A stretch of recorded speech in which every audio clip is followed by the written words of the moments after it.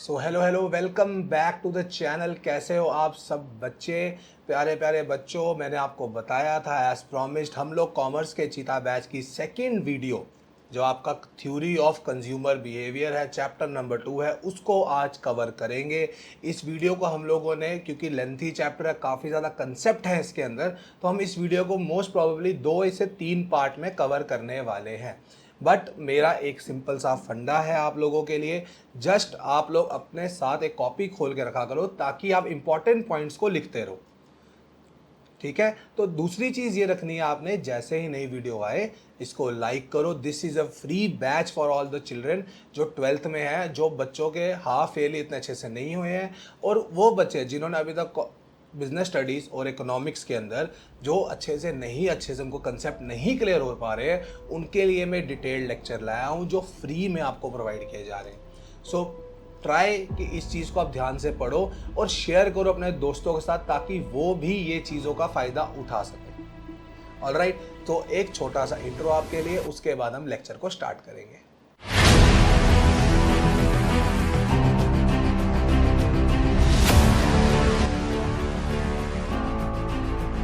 चलो अब आ जाओ थ्योरी ऑफ कंज्यूमर बिहेवियर, जिसके अंदर हम लोगों को ये पढ़ना है कि देखो, एज अ कंज्यूमर, आप एक कंज्यूमर हो, मैं एक कंज्यूमर हूँ, आपकी मदर एक कंज्यूमर है, हम लोग है तो कस्टमर ही ना, है तो कंज्यूमर ही। हमको different type of goods and services तो चाहिए, और हम एक goods and services various combinations में खरीदते हैं।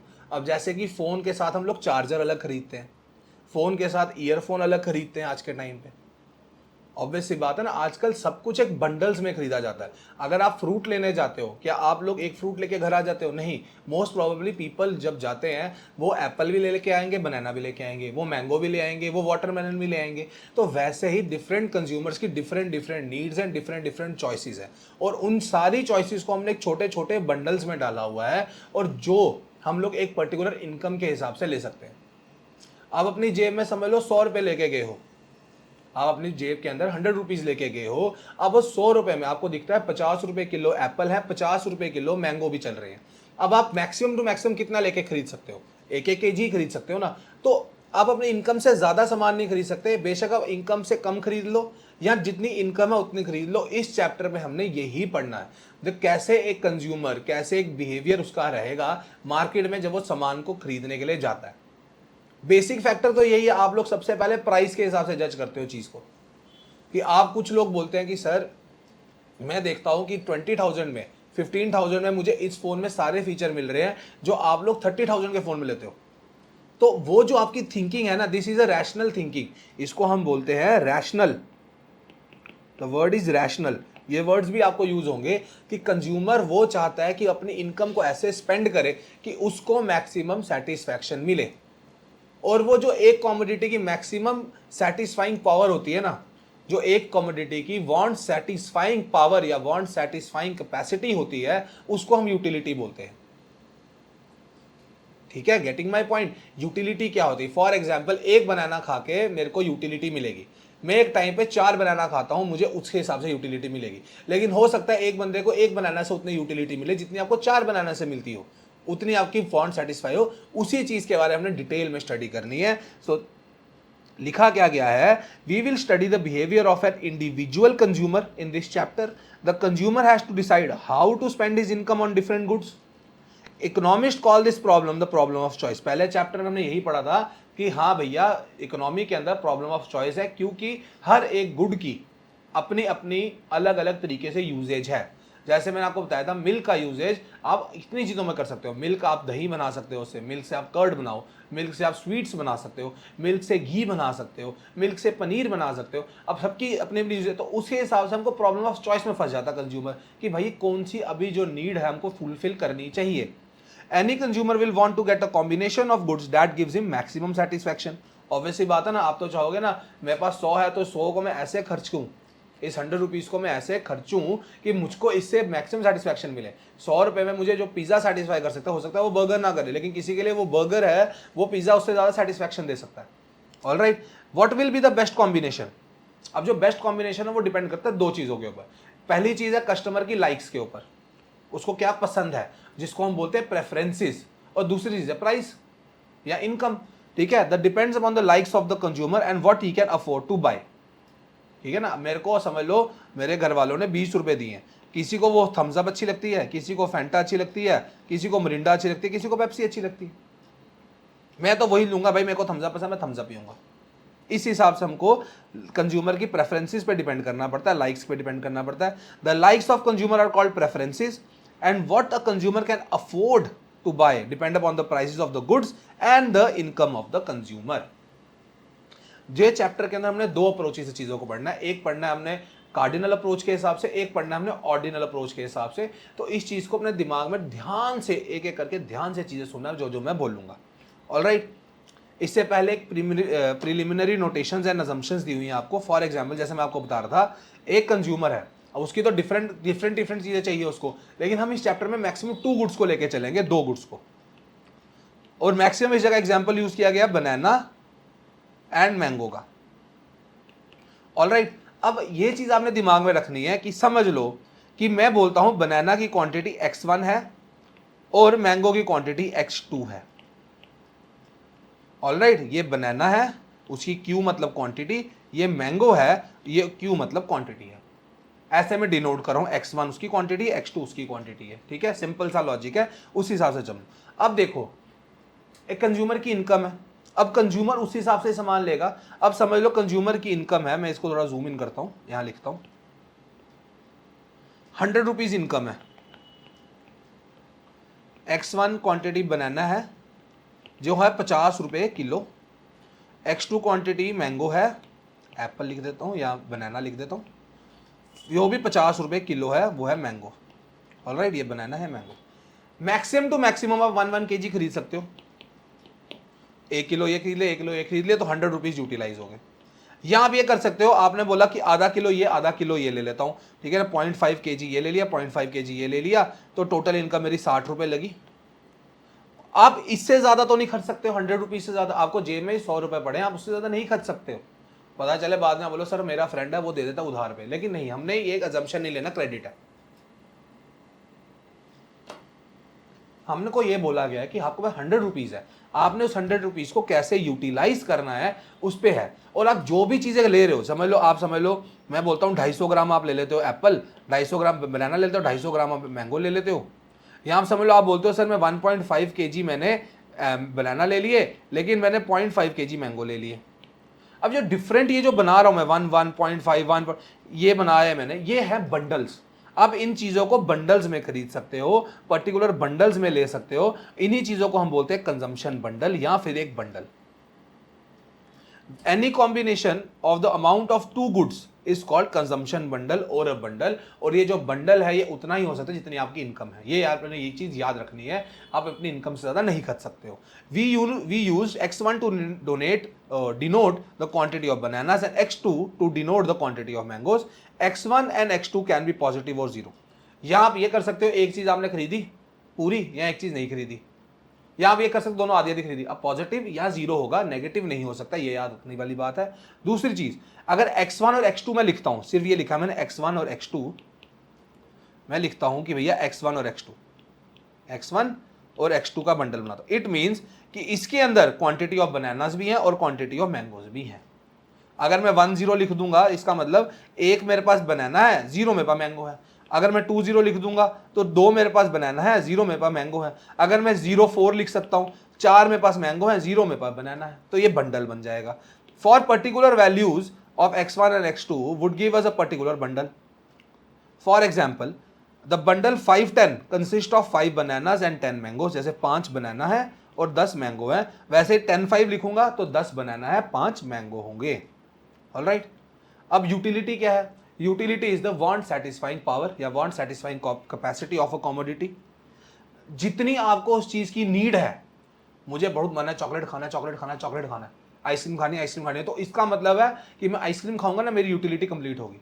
तो जितना मेरा डिजायर है, जितनी मेरी नीड है उस गुड की या कमोडिटी की, उतनी ही उसकी यूटिलिटी होगी। The more the need of the commodity, the greater is the utility derived. Utility is subjective. Subjective का मतलब है हर किसी को अलग लेवल पे यूटिलिटी मिलती है। फॉर एग्जाम्पल, आपको आइसक्रीम पसंद है, मुझे चॉकलेट पसंद है। मुझको चॉकलेट खा के यूटिलिटी जितनी मिलेगी उतना आपको हो सकता है आइसक्रीम खा के मिले। मुझे आइसक्रीम खा के उतनी यूटिलिटी नहीं मिलेगी जितनी आपको आइसक्रीम खा के मिली है, या मुझको इतनी चॉकलेट खा के यूटिलिटी मिलेगी उतनी आपको नहीं मिल सकती, क्योंकि आपको चॉकलेट नहीं पसंद है। समझ रहे हो? अगर आपको चॉकलेट ही नहीं पसंद है, आपको उससे यूटिलिटी थोड़ी मिलेगी इतनी मीठे मीठे के अंदर। आपको बोलते हो, मैं बोलता हूँ कि मुझे रसमलाई पसंद है, आप बोलते हो सर मुझे गुलाब जामुन पसंद है। यूटिलिटी आपको गुलाब जामुन खा के इतनी नहीं मिलेगी, यूटिलिटी आपको गुलाब जामुन खा के ज्यादा मिलेगी, बट मुझको गुलाब जामुन खा के उतनी यूटिलिटी नहीं मिलेगी, क्योंकि मुझे रसमलाई पसंद है भैया, मुझको कुछ और मिठाई पसंद है। तो इट इज की वो यूटिलिटी सब्जेक्टिव है, ये डिफरेंट पर्सन के ऊपर डिपेंड करती है, हर बंदे की अपनी अपनी यूटिलिटी होगी। Can get different levels of utility from the same commodity. कि समझ लो चॉकलेट खा के मुझे ज्यादा यूटिलिटी मिली, लेकिन उतनी आपको नहीं मिली क्योंकि आपको चॉकलेट नहीं पसंद। ठीक है, utility can change with place and time. अब ये भी बहुत जरूरी है। देखो, अगर मैं दिल्ली में बैठा हूं, यहां पर कड़ाकेदार ठंड पड़ रही है, ठीक है, तो मैं जैकेट डाल के बैठता हूं। यहां पर बहुत ज्यादा ठंड है, वेरी कोल्ड एटमॉस्फेयर चल रहा है अभी, तो मैं मोटी जैकेट डाल के बैठा हूं, स्वेटर डाल के बैठा हूं, मुझको उससे गर्मी मिलेगी। लेकिन अगर तमिलनाडु में बंदा जैकेट डालेगा, तमिलनाडु में तो वैसा मौसम ही नहीं होता, तमिलनाडु में इतने जैकेट की जरूरत ही नहीं पड़ती है, हो सकता है उसको वो नहीं मिले। तो प्लेस की जगह और टाइम के ऊपर डिपेंड किया कि मैं लद्दाख में, एक बंदा बैठा है चेन्नई में बैठा है, लद्दाख वाले को ज्यादा हो सकता है उसको लद्दाख में ज्यादा यूटिलिटी मिल रही हो, लेकिन लद्दाख के अंदर उसको देखा गर्मी का मौसम, वो पागल हो जाए। तो प्लेस और टाइम पे भी डिपेंड करती है utility. In depends upon whether the individual is Ladakh और चेन्नई, ये प्लेस हो गया, और वेदर इट इज समर और विंटर, ये टाइम हो गया। दो अप्रोचेस बताई, एक होती है कार्डिनल, एक होती है ऑर्डिनल। कार्डिनल अप्रोच के ऊपर हम बात करेंगे। सबसे पहले कार्डिनल अप्रोच बात करती है नंबर्स के ऊपर, कि हाँ भैया मुझे ये चीज लेके कितनी यूटिलिटी मिली, आप नंबर में स्पेसिफाई करो। आप बोलते हो सर मुझको बनाना खा के, आप कभी ऐसे बोल रहे हो कि हाँ सर मुझे बनाना खा के 50 यूटिलिटी मिली है, कोई बोल रहा है सर मुझे बनाना एक खा के मुझे 100 यूटिलिटी मिली है, कोई बोल रहा है सर मुझे आईफोन लेके 10 यूटिलिटी मिली है, कोई बोल रहा है सर मुझे आईफोन लेके 100 यूटिलिटी मिल रही है। मतलब कि यू आर यूटिलिटी को एक्सप्रेस कर रहे हो आप नंबर्स के ऊपर। For example, utility derive from a shirt is 50 units. I know this is वेग स्टेटमेंट कि ऐसा होता नहीं है असली में, बट हमको कार्डिनल के हिसाब से पढ़ेंगे पहले थोड़ा सा, फिर इसका ड्रॉबैक भी बताऊंगा आपको मैं। कार्डिनल यूटिलिटी क्या है नंबर के ऊपर। अब हम पढ़ेंगे दो इंपॉर्टेंट कंसेप्ट जब हम यूटिलिटी पढ़ते हैं। सबसे पहले हम पढ़ेंगे एक टोटल यूटिलिटी, दूसरा हम पढ़ेंगे marginal utility. Alright, total utility क्या है कि हाँ सर आप बोल रहे हो कि टोटल मतलब है कि आपको टोटल कितना, टोटल मतलब एडिशन कितना हुआ आपको यूटिलिटी का। फॉर एग्जाम्पल मैं बोलता हूं आपको, मुझे एक बनाना खा के 10 यूटिलिटी मिली, ओके।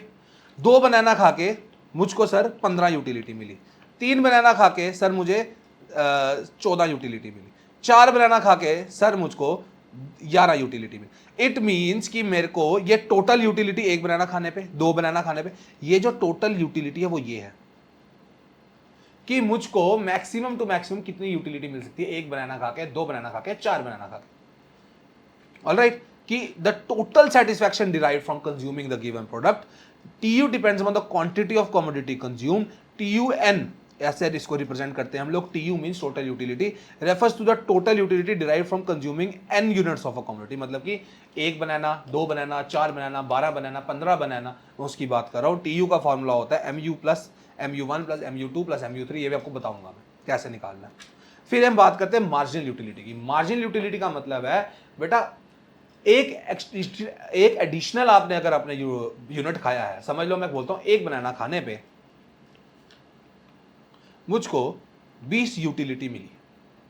ऑलराइट, मैं बोलता हूं 2 बनाना खाने पे मुझको 30 यूटिलिटी मिली है। मैं बोलता हूं 3 बनाना खाने पे मुझको 35 यूटिलिटी मिली है। अब आप इसमें एक चीज ध्यान से दो कि मैंने बोला मार्जिनल यूटिलिटी क्या है। ये तो टोटल यूटिलिटी है 3 बनाना की 35, लेकिन मार्जिनल क्या है कि मैंने जब एक एक्स्ट्रा बनाना खाया मुझे कितनी यूटिलिटी, मतलब कि मैंने जब 2 बनाना खाए थे मुझे 30 यूटिलिटी मिली थी, लेकिन जब मैंने 3 खाए मुझे 35 यूटिलिटी मिली, मींस कि 5 यूटिलिटी मुझे एक्स्ट्रा मिली। एक बनाना खाने से मुझको 5 यूटिलिटी और पता चली। इट मींस ये मार्जिनल यूटिलिटी है एक बनाना के ऊपर, और ये डिपेंड करता है, इस पे मेरे को 10 मिल रही है, इस पे मुझे 5 मिल रही है।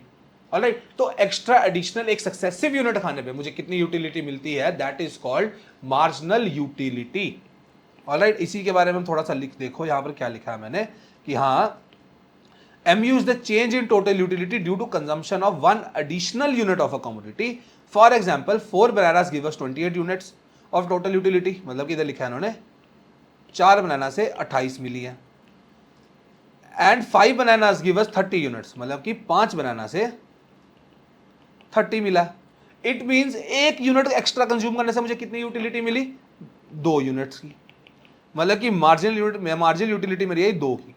It means MU5 is equal to TU5 minus TU4 is equal to, ये ऐसे निकलेगा। अब इसको बताऊंगा, तो MUN का फॉर्मूला ये है TU माइनस TUN माइनस 1। अभी ये बताऊंगा कैसे है, आपको पूरा एक टेबल आएगा जिसके अंदर मैं आपको बताऊंगा ये कैसे, क्योंकि पेपर के अंदर आपको ये निकालना भी आ सकता है कि हाँ भैया TU कैसे निकलता है, MU कैसे निकलता है, ये आपको अभी सिखाऊंगा, बहुत छोटा सा कंसेप्ट है। ऑलराइट, ये याद रखो, MU diminishes with increase in consumption of commodity because having obtained some amount of commodity, the desire of consumer to have more becomes weaker. This is due to law of diminishing marginal utility. अभी ये निकल गया ऊपर से, अब इसको आसान करके बताएंगे। देखो, law of diminishing marginal utility ये बोलता है कि जैसे ही आप एक्स्ट्रा यूनिट्स कंज्यूम करना शुरू करते हो, the more you consume the successive units, the extra units आप कंज्यूम करते हो, आपकी मार्जिनल यूटिलिटी गिरती है। अभी आपको मैंने एग्जांपल दिया, एक बनाना खाने में मुझको मिल रहे हैं 30 यूनिटी, 2 बनाना खाने पे मुझको मिल रहा है सर, मैं बोलता हूं 50 मिल रहा है, समझ लो 50। 3 बनाना खाने पे मैं बोलता हूं सर मुझको मिल रहा है 60। 4 बनाना खाने पे सर मुझको मिल रहा है 63। अब देखो MU क्या हुआ, पहले वाले में तो 20 है, अगले वाले में 10 निकला, फिर 3 निकला। यार अब ये देखो, एक्स्ट्रा यूनिट मैंने जैसे ही कंज्यूम किया, मेरी मार्जिनल यूटिलिटी गिरती रही। अब मैं आपको 1 कप आइसक्रीम देता हूँ, आपको मजा आएगा, 2 देता हूँ, आप बोलते हो थोड़ा मजा आया, लेकिन आपको पहले जितना मजा आया आप बोलोगे चलो सर आ गया। तीसरी दूंगा आपको उतना मजा आएगा शायद नहीं, 4th 5th 6th एक टाइम आएगा बोलोगे सर बस करो, बाहर आ जाएगा सारा, बस करो और नहीं खानी आइसक्रीम मैंने। तो यही चीज है कि जितना आप ज्यादा कंज्यूम करते हो ना, उतनी आपके अंदर जो आपका जो मन होता है ना, वो खत्म होने लगता है कि अब और नहीं आइसक्रीम खानी यार। इसी चीज को हम बोलते हैं law of diminishing marginal utility, कि हाँ भैया जितना आप ज्यादा कंज्यूम करते रहोगे, जितना आप ज्यादा कंज्यूम करते रह रहे हो, एक टाइम ऐसा आता है आपकी मार्जिनल यूटिलिटी कम हो जाती है। वो ही है लॉ ऑफ डिमिनिशिंग। डिमिनिशिंग का मतलब क्या होता है, नीचे गिरना, फॉल। डिमिनिशिंग मार्जिनल यूटिलिटी, एक टाइम आता है आपकी मार्जिनल यूटिलिटी डिमिनिश करती है, फॉल करती है, जब आप ज्यादा खाते हो। एक परांठा खाने बड़ा मजा आया, 2 खाने में और थोड़ा, तीसरे खाने में थोड़ा कम, 4th खाने में और कम, 5th खाने में पेट में जगह कम, 6th खाने में मन और खराब, 7th खाने में बाहर आ गया। That is marginal utility, law of diminishing marginal utility. अब मैं बता रहा था आपको टेबल, ये देखो पेपर में आपको ये आ सकता है कि समझ लो आपको पेपर के अंदर ये नहीं दिया हुआ, ठीक है, ये नहीं दिया हुआ आपको। अब देखो पेपर में आपको दिया हुआ, आपको बोला है कि मार्जिनल यूटिलिटी निकालो 5th यूनिट की, इसकी निकाल के देनी है, ये आपको गिवन है पेपर में, टोटल यूटिलिटी आपको गिवन है। ओके, अब आप बोलोगे सर टोटल यूटिलिटी कैसे निकालनी है, अब उसके ऊपर हम लोग बात करेंगे। यार एक गलती से मिट गया, आई एम सो सॉरी। हो बच्चों ने आंसर देख लिया, चलो कोई बात नहीं है, जिनको आता निकालना अच्छी बात, जिनको नहीं आता सीख लो। अब देखो मार्जिनल यूटिलिटी कैसे निकलेगी, देखो फर्स्ट यूनिट खाया, बोलते हैं कि 12 टोटल यूटिलिटी मिली मेरे को, मतलब कि मार्जिनल यूटिलिटी 12 है। ओके, सेकेंड यूनिट मैंने खाया तो मेरी टोटल यूटिलिटी 18 हो गई, लेकिन मार्जिनल यूटिलिटी कितनी हुई, TU, देखो फॉर्मूला क्या था, TUN minus TUN minus 1, n है ये, n माइनस 1 है ये। ओके, इसमें से इसको माइनस कर दो, 6 आ गया। थर्ड खाया 22 मिली, इसमें से इसको माइनस किया 4 आ गया। 4th है ये 24 और 22, इसमें से 2 आ गया। 24 में से 24 के 0 आ गया, 22 में से ये -2 आ गया। इसका भी कंसेप्ट बताऊंगा माइनस क्यों। अब लेकिन एक ध्यान देखो, आप देखो जितना आपने ज्यादा खाया उतनी आपकी मार्जिनल यूटिलिटी नीचे गिरती रही। पहली चीज तो समझ आ गई, ये है law of diminishing marginal utility, मतलब कि law of DMU, diminishing marginal utility. 5th unit पे कितना MU है मेरा, 0 है सर, ये भी दिख गया मुझे। ऑलराइट, तो ये ऐसे टेबल आ सकता है कि मार्जिनल यूटिलिटी निकालने का तरीका बताओ। अब दूसरे तरीके से देखेंगे हम लोग। आपने ये चीज देखी ना, इधर अब टेबल को ध्यान से देखते रहो, ये आ गया समझ। अब समझ लो पेपर में ये नहीं दिया हुआ, ये दिया हुआ भैया, ये बताओ। ऊपर मैंने आपको फार्मूला बताया कि मार्जिनल यूटिलिटी अगर टोटल यूटिलिटी निकालनी तो कैसे निकलेगी। देखो पहली तो सेम है 12, दूसरा यूनिट खाया 12 plus 6 18, 18 plus 4 22, 22 plus 2 24, 24 plus 0 24, 24 minus 2 22, ये टोटल यूटिलिटी निकाल ली मैंने। इसमें से इसको फाइंड कर लिया, इसमें से इसको फाइंड कर लिया। Very easy concept. और इसी चीज को अगर हम ग्राफ में भी पुट कर सकते हैं, देखो ग्राफ में पुट किया हुआ है, पहले टी यू इंक्रीज किया, फिर एक टाइम आया टी यू कॉन्स्टेंट हो गया, फिर टी यू फॉल किया, लेकिन एम यू जो है फॉल करता रहा, जब एक टाइम जीरो हो गया, एक टाइम नेगेटिव हो गया। अब इसी चीज को रिलेशन निकालना सीखना हमने, ये कैसे हुआ सर। इसकी लाइन में बदल देता हूं, एक मिनट। इसका मैं टी यू ब्लू से बनाया हुआ ना, एम यू में बना देता हूं रेड से, ठीक है। ये एम यू है, ये टी यू है। अब इसको हम ध्यान से चीज समझेंगे, कान खुले रखो बच्चों। देखो एम यू का आप एक चीज देखो, एम यू पहले इंक्रीज किया, फिर एक टाइम पे आप देखो एम यू ना कांस्टेंट हुआ, फिर एक टाइम पे एम यू गिर गया। मतलब कि T U increases at increasing rate. Book में आपको कम लिख के दियो, आप ये लिख लो, T U increases at increasing rate, then TU increases but at slower rate या diminishing rate। slower rate का मतलब देखो, पहले 6 का गैप है, फिर 4 का गैप है, फिर 2 का गैप है। मतलब कि पहले बहुत ज्यादा तेजी से इंक्रीज किया, फिर धीरे धीरे कम हो गया, तो स्लोअर रेट पे इंक्रीज हुआ। दूसरा ये हो गया। तीसरा आया TU कांस्टेंट हो गया, यहां पर कांस्टेंट हो गया ना 24, फिर हुआ TU फॉल कर गया।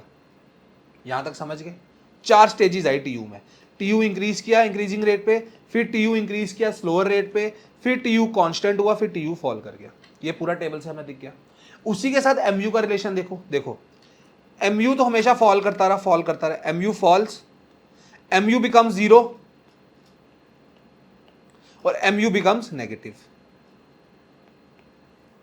ऑलराइट, ये चीज देखो। अब ये एक चीज देखो, जब टीयू कांस्टेंट था ना, यहां पर टीयू कांस्टेंट है, ठीक है, यहां पर टीयू कांस्टेंट है, तो एमयू 0 है। जब टीयू टोटल यूटिलिटी आपकी कांस्टेंट हुई, जब टोटल यूटिलिटी देखो कांस्टेंट हो गई, 24 ही हो गई, तब एमयू मेरा 0 था। ओके। और जब मेरा टीयू फॉल करना शुरू हुआ, जब टीयू 24 से 22 हो गया, 24 से 22 हो गया, अब नीचे गिर गया है, एमयू मेरा नेगेटिव चला गया है। मतलब कि टीयू जो एमयू तो फॉल कर रहा है, लेकिन एमयू 0 कब हुआ, जब टीयू कांस्टेंट हुआ। और टीयू फॉल कब किया, जब एमयू नेगेटिव हो गया। ये चीज देखना जरूरी है, ये रिलेशन निकालना जरूरी है। इस चीज को समझ लो।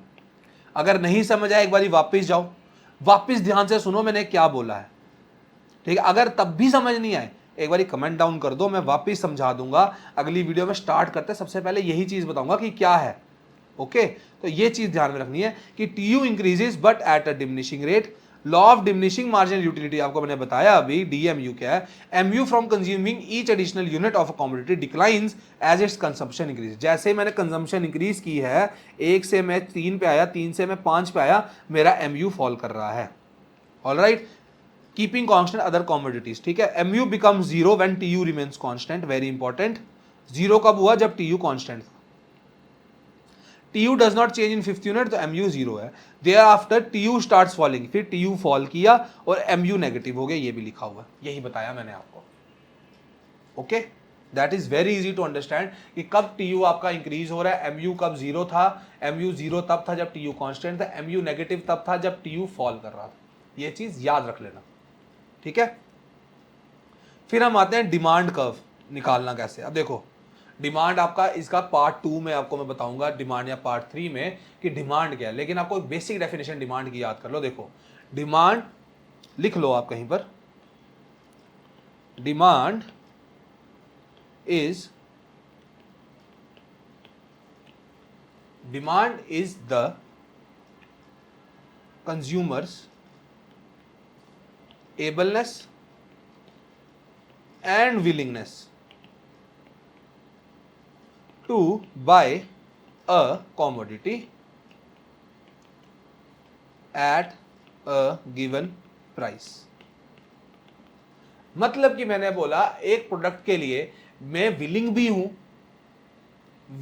हूं और एबल भी हूं। मतलब कि मैं खरीदने की औकात भी है मेरी, और मेरी इच्छा भी है, और उस प्राइस के ऊपर जिस प्राइस को मिल रही है, तब उस चीज की डिमांड बोली जाती है।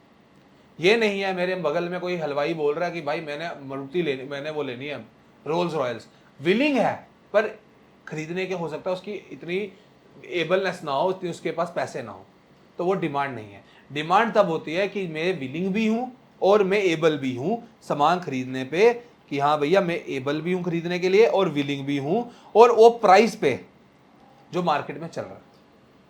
ऑलराइट, वो डिमांड होती है। इसी को मैं जूम आउट कर लेता हूं, एक बार समझाता हूं। The quantity of commodity that a consumer is willing to buy and able to afford is called demand. Demand depends upon factor such as price. सबसे पहले प्राइस पर डिपेंड करेगा। प्राइस, अब देखो ये याद रखना एक चीज, देखो आप मुझे नॉर्मल चीज बताओ, प्राइस ज्यादा होगा प्रोडक्ट का तो डिमांड उसकी आप क्या करोगे? अगर प्राइस ज्यादा है प्रोडक्ट का, डिमांड उसकी फॉल होगी। सिंपल सी चीज है।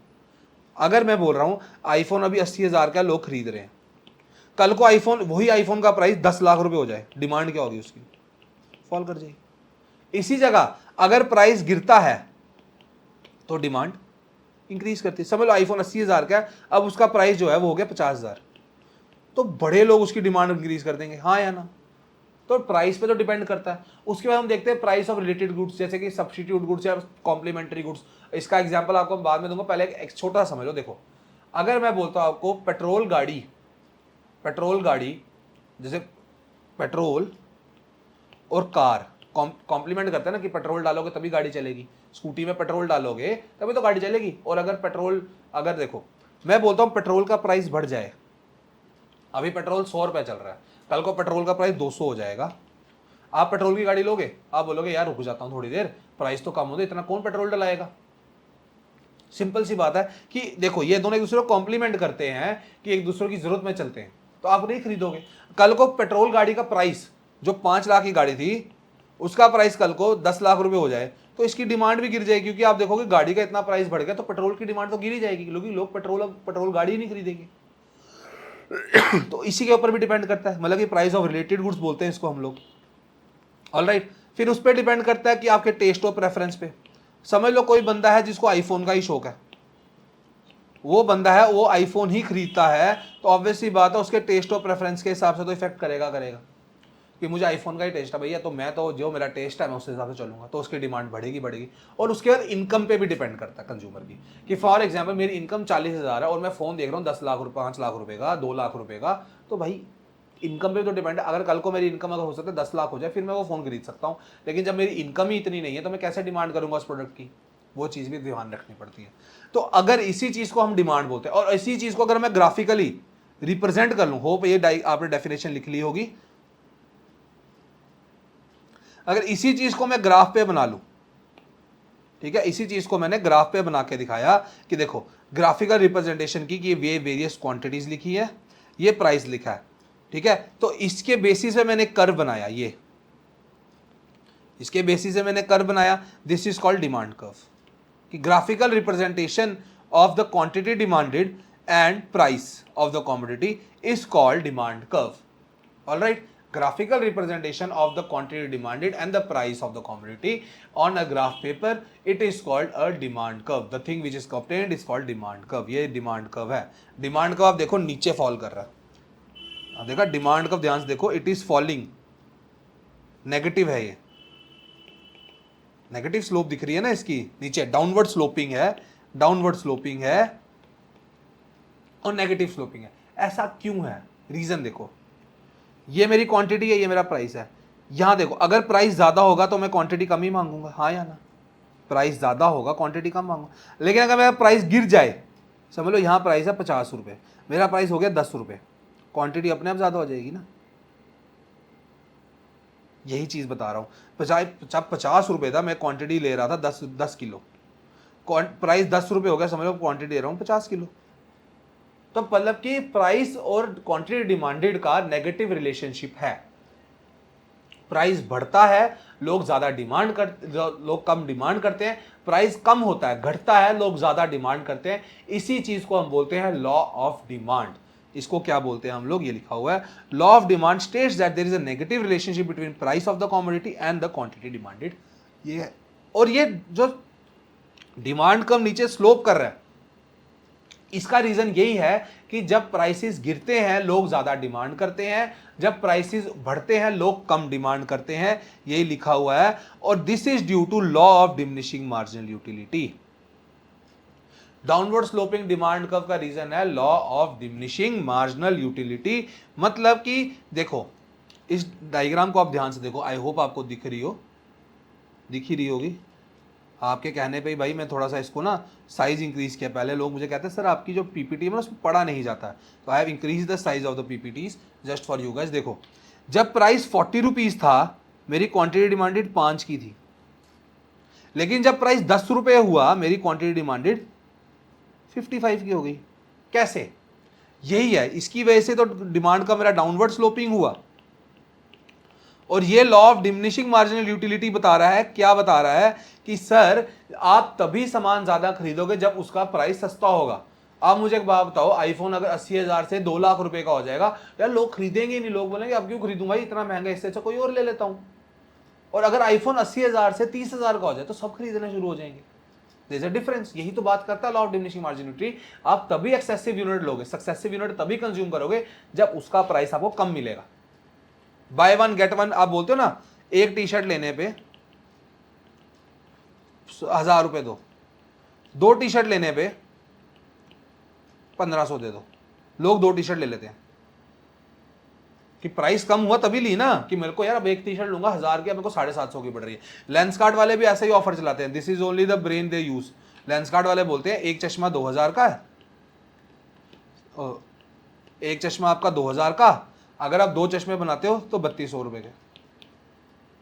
उनको भी पता है प्राइस गिरेगा ना, कस्टमर होएगा कि हाँ यार अब मेरे को सस्ता पड़ेगा, मेरे को एक चश्मा 1600 रुपए का पड़ रहा है, पहले मुझे एक चश्मा 400 रुपए बड़ा बहुत है। दिस इज कॉल्ड कि इसी वजह से डिमांड कर्व स्लोप करता है डाउनवर्ड, यही लिखा हुआ है यहाँ पर। कार्डिनल यूटिलिटी पढ़ा हम लोगों ने, सब कुछ रैंक किया कि इतना खा के हमें इतना मिला। लेकिन अब एक बात बताओ, अब मैं आपको बताऊँ एक ड्रॉबैक बताऊंगा आपको मैं। ड्रॉबैक ये है बच्चों, देखो कार्डिनल आप कभी भी ये नहीं बोलते हो सर मैंने ये, आपने ये शर्ट डाली आपको इससे कितनी यूटिलिटी मिली। सर आपने ये फोन, आप इस आईफोन यूज कर रहे हो, आप ये फोन यूज कर रहे हो, कितनी यूटिलिटी। सर आपने एक रोटी खाई वो कितनी यूटिलिटी मिली, आप कभी बोलते हो? आप हमेशा ये बोलते हो कि मैं आपको बोलूंगा भैया। बच्चों मुझे बात बताओ, आपको खाने में क्या पसंद है, रैंक आप अपने ना चीजों को बोलोगे। सर मैं बोलता हूँ आपको टॉप 5 चीजें बताओ, आप मैं बताओ मेरे को टॉप 5 चीजें जो आपको खाने में पसंद है। आप जो रैंक करोगे, जो नंबर 1, नंबर 2, 3, 4, 5, आप बोलोगे सर मैं पिज़्ज़ा, सर फिर मैं बर्गर, सर मैं फिर आइसक्रीम, सर मैं चॉकलेट, सर एक पेस्ट्री, ऐसे बोल दोगे। You always rank the things. आप बोलते हो कि यार मुझको फ्रूट खाना है ना तो मेरे को बनाना ज़्यादा पसंद है, मुझे एप्पल इतना नहीं पसंद। कुछ बोलेंगे सर मुझे मैंगो ज़्यादा पसंद है, फिर मैं मैंगो के बाद मैं सेकंड पे बनाना रखूंगा, फिर मैं एप्पल रखूंगा। असल जिंदगी में सब लोग रैंक करते हैं, और जब रैंकिंग हम करेंगे उसको हम बोलते हैं ऑर्डिनल यूटिलिटी। कार्डिनल बोलता है कि नंबर दे दो, ऑर्डिनल बोलता है भैया we rank various alternative combination in terms of having more और लेस यूट। कि हाँ भैया आप रैंक करते हो कि भैया मैं बोलता हूँ मेरे को एप्पल पसंद है, फिर बनाना पसंद है, फिर मैंगो पसंद है, फिर वाटरमेलन पसंद है, फिर पपाया पसंद है, फिर गावा पसंद है। This is only I am saying. अब ये जो कंज्यूमर की जितने भी मैंने बनाया है ना प्रेफरेंसेस, आपको बता रहा हूँ बंडल्स हैं, उन बंडल्स को हम लोग डायग्रामेटिकली रिप्रेजेंट भी कर सकते हैं। देखो मैंने करके दिखाया यहाँ पर है, इसको हम लोग डायग्रामेटिकली भी रिप्रेजेंट कर सकते हैं कि can be represented diagrammatically. The points representing bundles which give the consumer equal utility can be joint to obtain a curve. Example मैंने बोला 1 1, 2 1, 3 1, 5 1, 4 4। अब ऑब्वियस ही बात है दीज ऑल, इस जगह पे मैं इनडिफरेंट हूं। अब एक कोई भी चीज कंज्यूम करूंगा ना मुझे इक्वल यूटिलिटी मिलेगी। एक मैंगो एक बनाना खाऊं, 2 मैंगो एक बनाना खाऊं, अपने हिसाब से मैंने सामान लेके आऊं, अपने हिसाब से मैंने बंडल बनाया था। स्टार्टिंग में पढ़े थे ना X1 X2, आपने अपने हिसाब से बंडल बनाना है। आपको अगर मैंगो पसंद है आप मैंगो ज्यादा, आपको बनाना पसंद है आप बनाना ज्यादा लेते हो, मैंगो नहीं पसंद मैंगो नहीं लेते। आप बोलते हो सर मेरे पास 100 रुपए थे, 100 रुपए में मुझे 5 बनाना मिल गए, मैंगो में 1 भी नहीं लेके आया। आपने अपने हिसाब से बंडल बना लिया, उसी चीज को मैंने रैंक कर दिया। देखो उसी चीज को यहां रैंक करके दिखाते हैं। देखो अब इधर आओ, अब इसी चीज को हम रैंक करेंगे। ये ग्राफ है ना, देखो एक तरफ मैंगोज हैं, एक तरफ है आपके बनानास।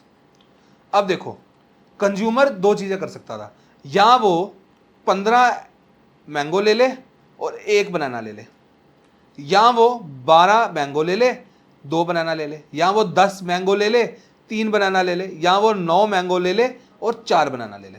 अब ये देखो इन चारों पॉइंट पे कंज्यूमर ने अपने उसके पास डिफरेंट बंडल्स थे, या फिर वो भी कर सकता है इस पॉइंट पे वो 15 मैंगो ले ले 0 बनाना ले ले, या वो इस पॉइंट पे 4 बनाना ले ले 0 मैंगो ले ले। ओ सॉरी, इसको ऐसा कर लेता हूं मैं, x1 x2 करना ना, ये x एक्सिस है ना, x एक्सिस पहले लिखी जाएगी, ये आप 0 15, यहां पर आपने 4 0, ऐसे भी कर सकता कंज्यूमर अपना हिसाब से बंडल।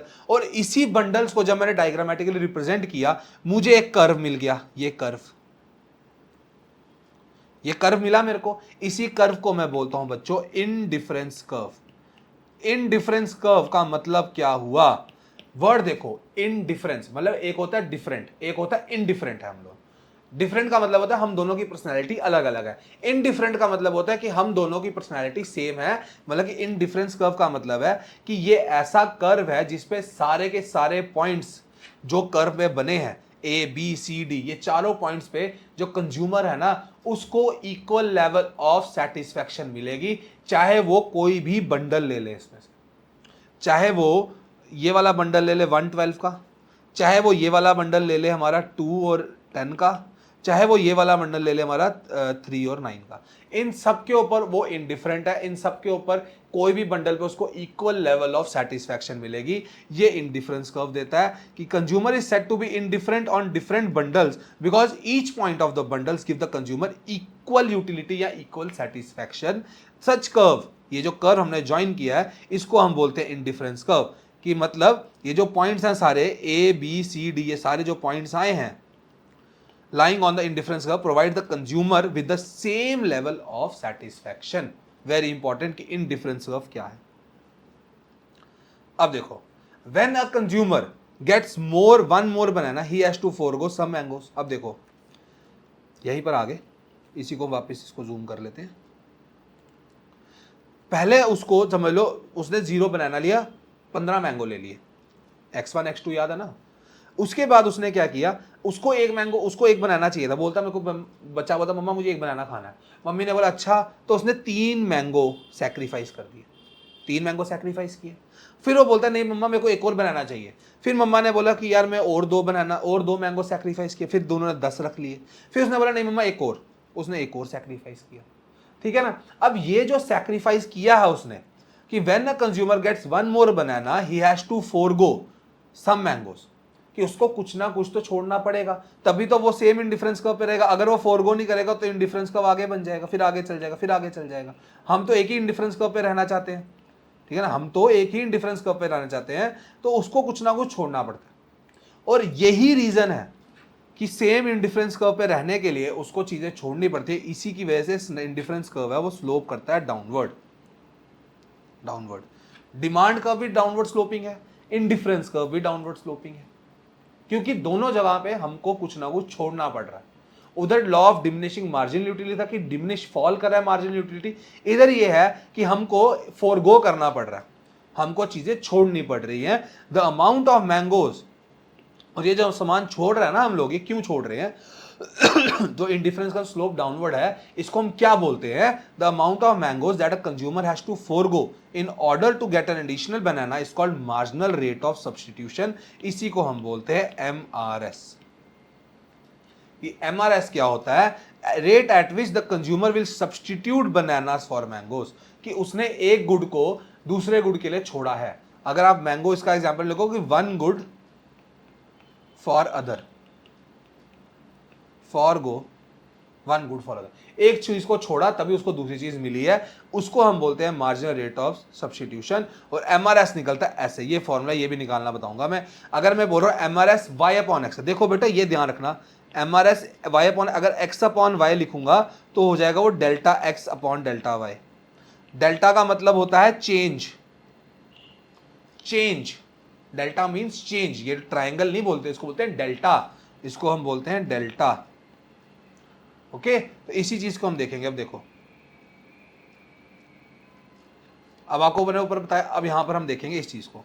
यहाँ पर कॉम्बिनेशन दिए कितने, यहाँ बनाना दिए हैं 1 2 3 4, और यहाँ ये देखो x1 है, ये x2 है, क्यू वाई लिखा है, ये मैंगो लिखे हैं 15 में। अब मैंने आपको बोला मार्जिनल रेट ऑफ सब्स्टिट्यूशन कैसे निकालना है, डेल्टा। अब देखो हमने निकालना है, आपको बोला है MRS वाई, ओ MSR लिख दिया मैंने, MRS y अपॉन x बोला, तो it means delta y upon delta x निकालना है, हाँ या ना, delta y upon delta x निकालना हम लोगों ने। तो delta y upon delta x कैसे निकलेगा, देखो चेंज, डेल्टा चेंज 15 में से 12, 3, एक इसमें से एक, इट मीन्स 3 अपॉन 1 MRS आया। उसके बाद 12 में से 10 के तो ये 2 हो गया, 3 इधर फिर 1 रहा, इधर 1 गया, इधर 1 गया। समझ गया ना कैसे निकाला मैंने, इसमें से इसको माइनस किया, y अपॉन एक्स है तो इसको ऐसे। अगर इसी का उल्टा लिखना होता मैंने तो मैं लिखता कि अगर मैं बोलता कि x अपॉन वाई निकाल के दो बच्चों मेरे को, x अपॉन वाई कैसे निकालते तुम लोग, तुम लिखते कि 1 अपॉन 3, इधर आप लिखते 1 अपॉन 2, इधर आप लिखते 1 अपॉन 1।